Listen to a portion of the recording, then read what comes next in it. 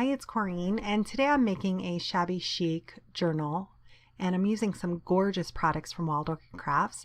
I'll be sure to link them down in the description box as well as over on my blog with more detailed photos. I started with a black piece of chipboard, 7.5 by 5 3/4, actually 2 of them for the front and back cover, and I cut my papers to 5 5/8 by 7 3/8, which will leave me with a slight black border like you see here for the back cover. I'm using Marion Smith's Garment District papers, and I've already cut them to size and punch them with my cinch. I'm also using these beautiful journaling cards that I've sandwiched back to back, and I'll be sure to link the Etsy seller that I purchased them from in the description box. Here's all my journaling papers. Some of them I've added pockets to, straight pockets, and then also a scalloped edge pocket. And I'm using some Fabri-Tac and going around the entire edge of my paper and also the middle. I want to make sure that this is adhered very well. Like I said, it leaves me with a slight black border, which I think is so pretty against this paper. So I'm adding the inside of the front cover as well. And I love the Fabri-Tac. It adheres very well, and it definitely does not come up. I'm going to use my ATG and sandwich some of the journaling cards. I did most of them off camera to prepare. And now I'm just going to finish punching the remaining pieces. The rest of them I've already prepared just to make the video a little bit quicker. I've been asked before if the cinch is better than the bind it all, and I actually have owned both of them, and I hated the bind it all. I love my cinch. I use it a lot. So now I'm just simply putting the papers in order that I want them to be so I can bind them together. Here I realized this was cut a little too large, so I had to cut it down to size.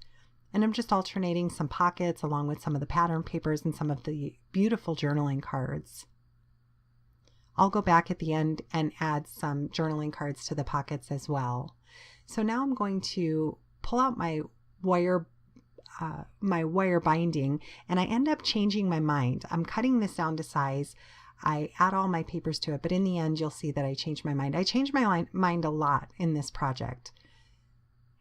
So when you're using your cinch, you want to add your inside pages first, then your front cover, then your back cover, and you want the right sides facing each other, the two covers, the good sides facing each other. Really easy to use.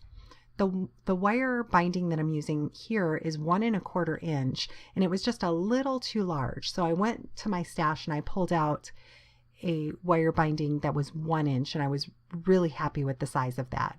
So here's where I'm looking, and I decided I wanted to change my mind. So I just simply pulled those apart. I can use that for another project, and I'm using a spiral wire binding. So I'm using some clamps to hold my project together so it doesn't move on me, so I can quickly adhere that together, add the binding. And I was really happy with how this turned out. So once I get that on there, then I just use my wire snips and cut it to size.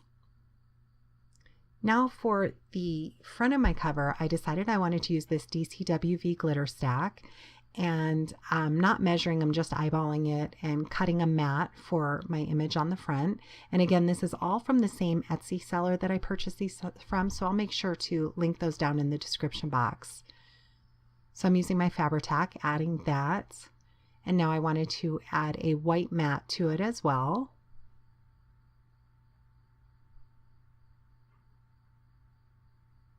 Here is some black chipboard. I wanted to give my piece a little bit of dimension, so I'm adding 2 pieces of the black chipboard, and my hot glue gun was ready, so I just used some hot glue to add that to it.